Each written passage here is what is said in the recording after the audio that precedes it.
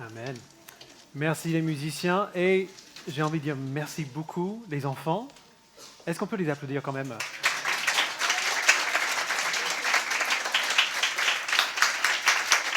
Je veux particulièrement remercier Emma et Lucie qui ont beaucoup travaillé pour organiser tout ce moment. C'était un travail exceptionnel. Merci beaucoup. Je m'appelle Jason, je suis un des pasteurs de l'église. Pendant qu'on se prépare, je vais mettre un petit quelque chose en place. Les enfants, je suis très content que vous soyez là, genre là, parce que j'aurai besoin de votre aide ce matin, d'accord? On va essayer d'apprendre quelque chose à vos parents. OK? Et aux grands qui sont là. Je vais mettre ça là, juste comme ça, je vais le laisser là. On va en parler tout à l'heure. Alors, les enfants, vous êtes prêts pour Noël? Vous n'avez pas l'air très enthousiaste là. Vous êtes prêts pour Noël? Oui. Qu'est-ce que vous aimez le plus à Noël? Les cadeaux, oui, bien sûr. Est-ce qu'il y a autre chose? Qu'est-ce que vous faites à Noël que vous aimez bien? On décore le sapin. Quoi d'autre? Pardon? On met l'étoile. C'est très haut, tu y arrives?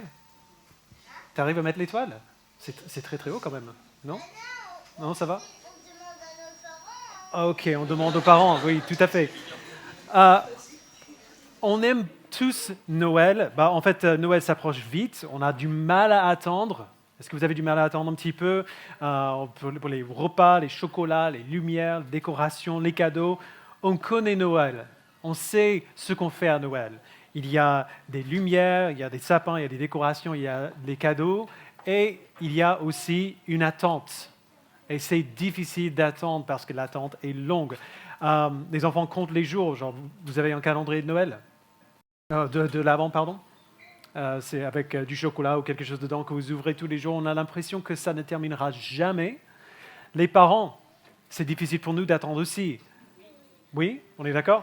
Je ne vais pas parler que aux enfants ce matin, je parle à tout le monde. C'est difficile d'attendre parce que pour nous, on essaie de deviner ce qui fera plaisir aux enfants et on fait la queue interminable aux magasins qui sont bondés. Il y a beaucoup de choses à Noël qu'on attend. Parfois, il y a aussi de la fatigue. Il y a de la solitude, il y a des souvenirs compliqués pour certains. Mais ce matin, on va revenir à l'essentiel. D'accord? Je ne vais pas raconter l'histoire de nouveau parce que vous l'avez déjà fait, un travail formidable qui nous a appris beaucoup de choses. Chevalier à la crèche, je ne savais pas. C'était excellent. On va revenir à l'essentiel, pas tellement l'histoire de Noël, mais surtout le pourquoi. À une seule phrase toute simple, peut-être la phrase la mieux connue de toute la Bible, qui vient de l'Évangile de Jean. Donc on va parler de quel est le plus beau cadeau de Noël. Et en fait, on voit quel est ce cadeau résumé en une seule phrase dans l'Évangile de Jean. Donc on va le lire ensemble. Tiens, je vais étendre ça parce qu'il y a... Voilà. On va le lire ensemble et on va le relire et le relire et le relire et le relire après. Et on espère, à la fin, c'est un verset court, mais c'est un message immense. On espère qu'à la fin, vous aurez pu peut-être même mémoriser le verset. D'accord? Et vous aussi, les parents, ce sera aussi du travail pour nous. Donc, lisons ensemble le verset si vous pouvez lire. On va lire. En effet, Dieu a tant aimé le monde qu'il a donné son Fils unique afin que quiconque croit en lui ne périsse pas, mais ait la vie éternelle. C'est un verset qui est court, mais c'est un message immense. C'est le message de Noël du début à la fin. Les enfants, vous avez vu, j'ai un cadeau ici. Vous avez déjà dit que vous aimez bien recevoir des cadeaux à Noël. Est-ce que vous aimez bien offrir des cadeaux aussi? Oui? Pourquoi? Pourquoi est-ce que vous aimez donner des cadeaux que vous n'avez pas? Pour voir ce qu'il y a dedans. Tout à fait. Et si c'est vous qui choisissez le cadeau et vous donnez à quelqu'un d'autre, vous aimez ça? Oui, pourquoi? Pourquoi est-ce qu'on aime bien donner quelque chose plutôt que de recevoir quelque chose? Vous avez une idée? Eh bien, ce verset nous aide. Ce verset nous dit que Dieu a offert un cadeau et il nous dit pourquoi Dieu l'a fait. Et c'est là où il faut commencer. Noël, tout ce qu'on fait à Noël existe à cause de Dieu. Alors, les enfants, on va relire ce qu'on voit sur l'écran, d'accord? Juste nous. Et à chaque fois, on va le reprendre, mais on va essayer de faire par cœur, d'accord? Donc, juste cette première partie, lisons-la ensemble. En effet, Dieu a tant aimé le monde. Encore une fois? C'est bon. Donc, tout commence là. Tout commence par l'amour. Si nous aimons donner des cadeaux à Noël, normalement, c'est parce qu'on aime la personne à qui on donne. On aime la personne à qui on donne le cadeau et c'est pour ça que ça fait plaisir de voir cette personne qu'on aime ouvrir le cadeau et prendre plaisir. Eh bien, c'est pareil pour Dieu. Dieu nous a donné un cadeau à Noël et il l'a fait à cause de son amour. Alors, son amour à Dieu est très différent de notre amour à Dieu. Dieu n'aime pas seulement quand tout va bien. Dieu n'aime pas seulement quand on est sage. La Bible ne dit pas que Dieu a aimé les gens qui sont parfaits ou les gens qui le méritaient, ou que Dieu a aimé ceux qui allaient à l'église tout le temps. La Bible dit Dieu a aimé qui? Le monde. Le monde. Dieu a aimé le monde parce que la Bible nous dit que c'est lui qui a créé le monde et il aime ce qu'il a créé. Alors cet univers et tout ce qu'il contient est aimé de Dieu. Mais ce qu'il y a de plus précieux pour Dieu, ce n'est pas les choses qu'il a créées, mais les personnes. Dieu a créé tout ce qui existe, mais il nous a créés, nous les êtres humains, différemment. Il nous a créés à son image. Ça veut dire qu'il nous a créés pour lui ressembler. Les êtres humains possèdent des qualités que les autres créatures de la terre n'ont pas. Il nous a donné de la sagesse, il nous a donné de l'amour, un amour qui est conscient et pas seulement inné. Il nous a donné de l'intelligence, il nous a donné un sens de ce qui est bien et de ce qui est mal.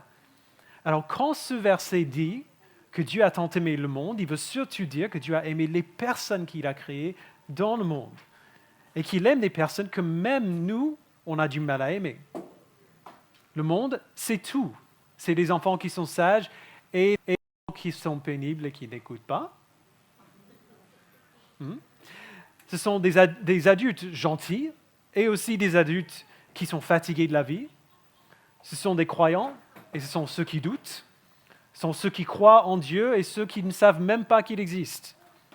Imaginez un parent qui regarde son enfant dormir. L'enfant n'a rien fait de spécial, il ne travaille pas, il ne fait pas quelque chose d'exceptionnel, il n'a rien fait d'intéressant à ce moment-là. Et pourtant, le parent qui le regarde aime cet enfant. On peut regarder nos enfants dormir pendant très longtemps. Dieu aime le monde. Et c'est important de voir que son amour est un amour qui précède tout le reste, qui vient avant.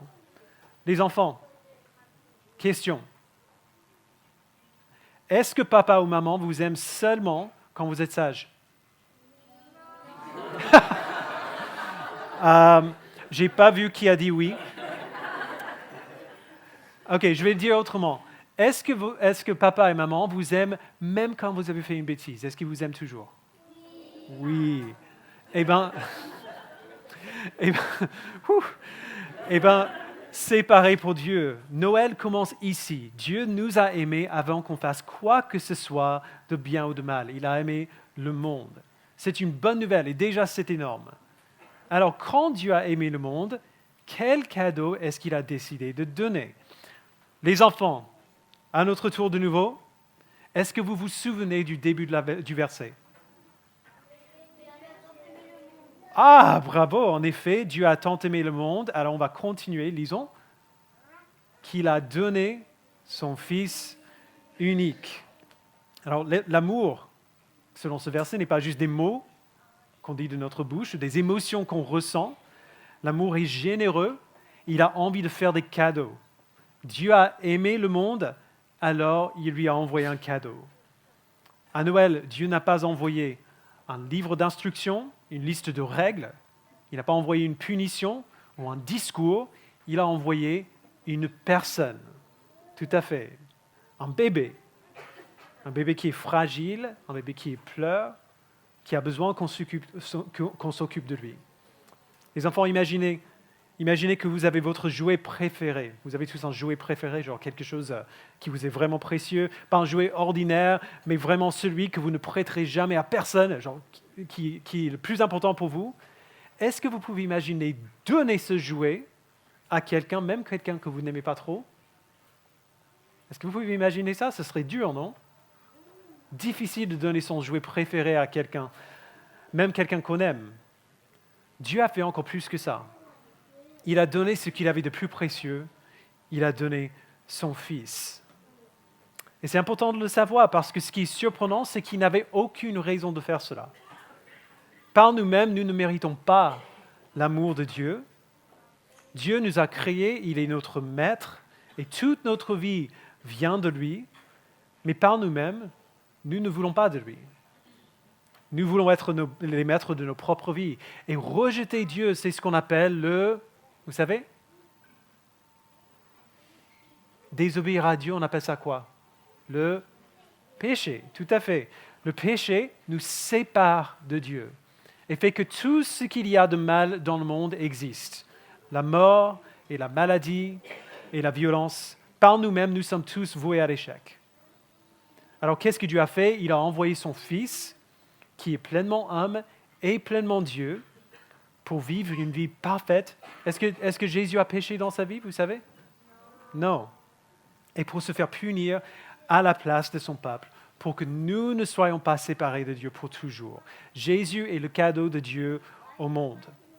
Alors, je n'ai pas dit que j'allais faire ça, mais je vais parler de Jack un petit peu. Quand notre fils, Jack, il avait 5 ans, il nous a dit ce qu'il voulait comme cadeau cette année-là. Ce n'était pas un jouet, mais une personne. Il voulait une petite sœur. Les enfants, est-ce que vous êtes d'accord avec Jack qu'une petite sœur, genre une personne, est meilleure, est bien meilleure qu'un jouet?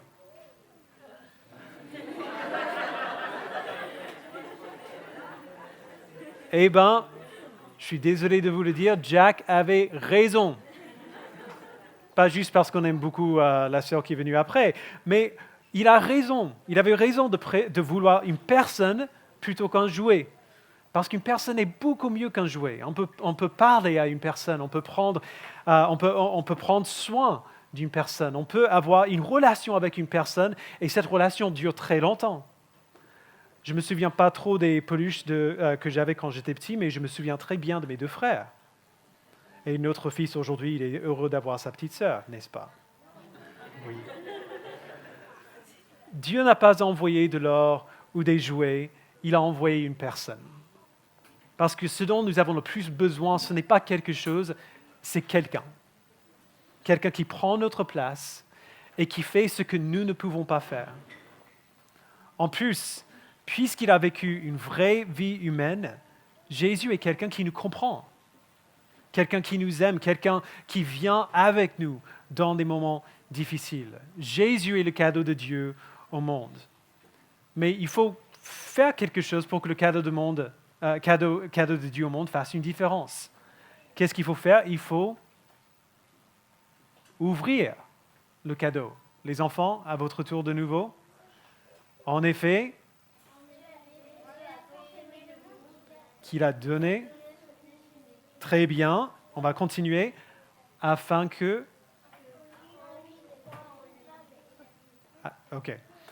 quiconque croit en lui, on va s'arrêter là. Ça veut dire quoi ce mot quiconque? Vous savez, les enfants, ça veut dire quoi quiconque? Afin que quiconque croit en lui, il est comment quiconque? Il a des cheveux bruns ou blonds C'est qui quiconque? C'est des personnes, c'est tout le monde, genre n'importe qui. Ces personnes. Alors, qu'est-ce que ça veut dire du coup, afin que quiconque croit en lui? T'as dit quoi? Ouais? N'importe qui. Afin que tout le monde qui veut croire en lui. Vous voyez ce cadeau?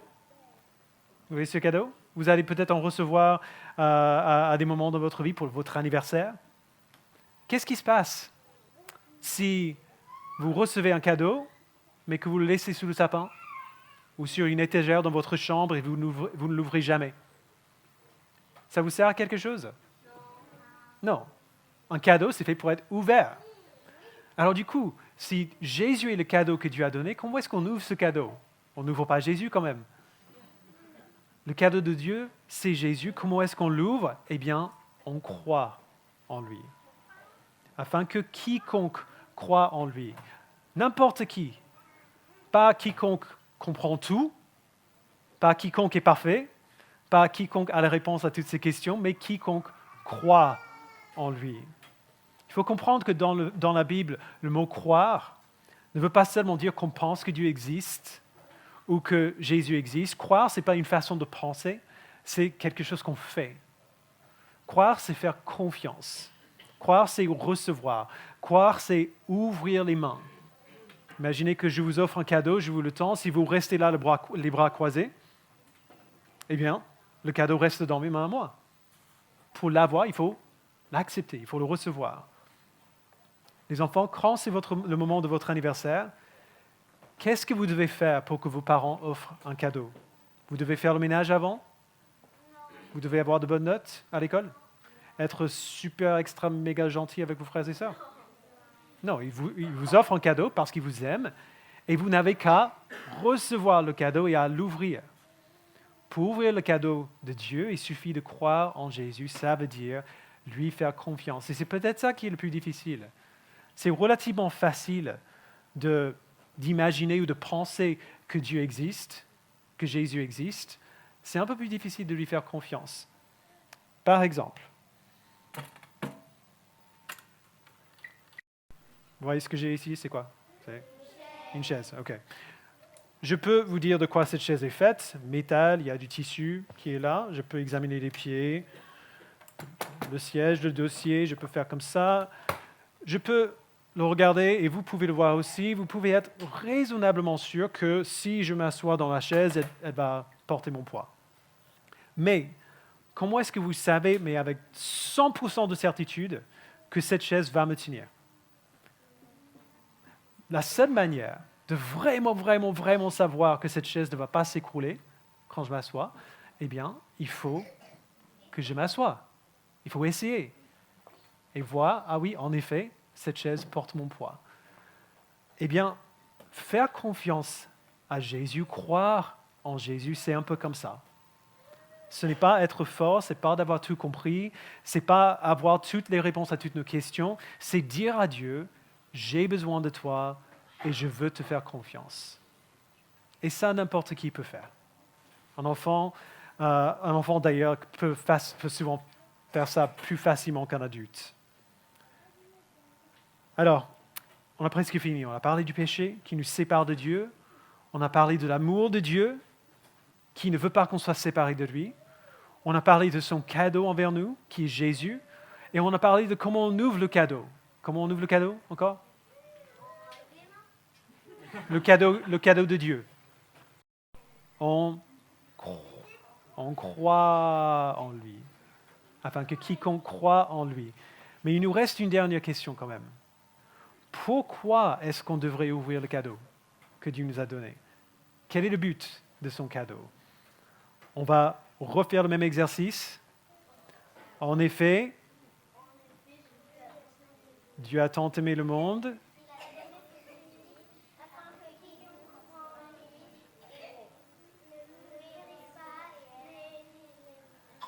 afin que quiconque croit en lui ne périsse pas, mais ait la vie éternelle. Il y a beaucoup de cadeaux de Noël qui ont une durée de vie limitée. Vous avez déjà fait cette expérience? On reçoit un jouet le jour de Noël, le lendemain, on a cassé le jouet. On l'a perdu. Il y a les jouets qui se cassent, il y a les vêtements qui deviennent trop petits. Parfois, on les perd, on n'arrive pas à les trouver. Jésus est le seul cadeau qui ne se casse jamais, qui ne s'use jamais, qui ne disparaît jamais. Et d'ailleurs, c'est presque comme si, quand on reçoit le cadeau qui est Jésus, en fait, on reçoit deux cadeaux. Le premier cadeau, c'est lui, et puis lui, il nous donne un deuxième cadeau. Et la Bible appelle ce cadeau la vie éternelle. Ce n'est pas seulement vivre très longtemps, c'est vivre vraiment et pour toujours. c'est une vie avec l'amour de Dieu pour toujours, le pardon de tout ce qu'on a fait de mal, l'espérance pour tout ce qui va arriver dans 10 ans, dans 50 ans, dans 50 000 ans. Et surtout, une relation avec Dieu qui commence maintenant et qui continue après la mort. Imaginez une lumière que rien ne peut éteindre, ni le noir, ni le froid, ni même la mort. C'est ça que Jésus apporte. Les enfants, il y a des choses que vous avez peur de perdre. Si vous avez des choses qui vous appartiennent, que vous avez un peu peur de perdre, et donc vous gardez très précieusement. Ouais.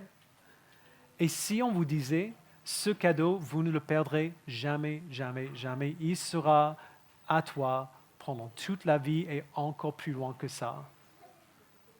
Qui ne voudrait pas un cadeau comme ça, qu'on soit enfant ou adulte?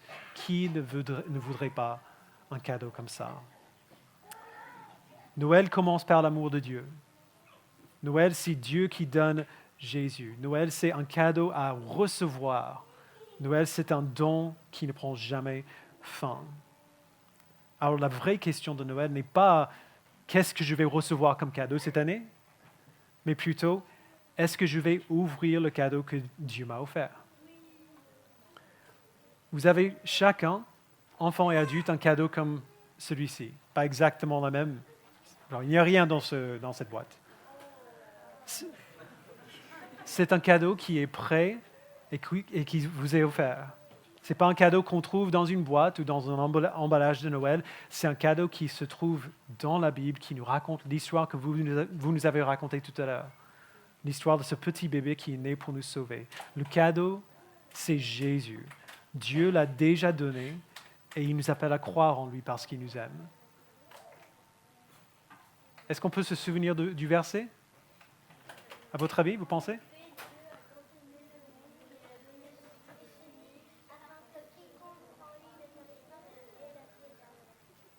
Dieu a tant aimé le monde qu'il a donné son Fils unique afin que quiconque croit en lui ne périsse pas, mais ait la vie éternelle. C'est ça le cadeau que Dieu nous a donné. Pour certains, ce cadeau reste encore fermé. Il nous appelle à l'ouvrir. Je vous invite à prier. Père, merci d'avoir envoyé ton Fils. Merci pour ton amour. Aide-nous à te faire confiance et à recevoir le cadeau que tu nous as fait à Noël. Amen.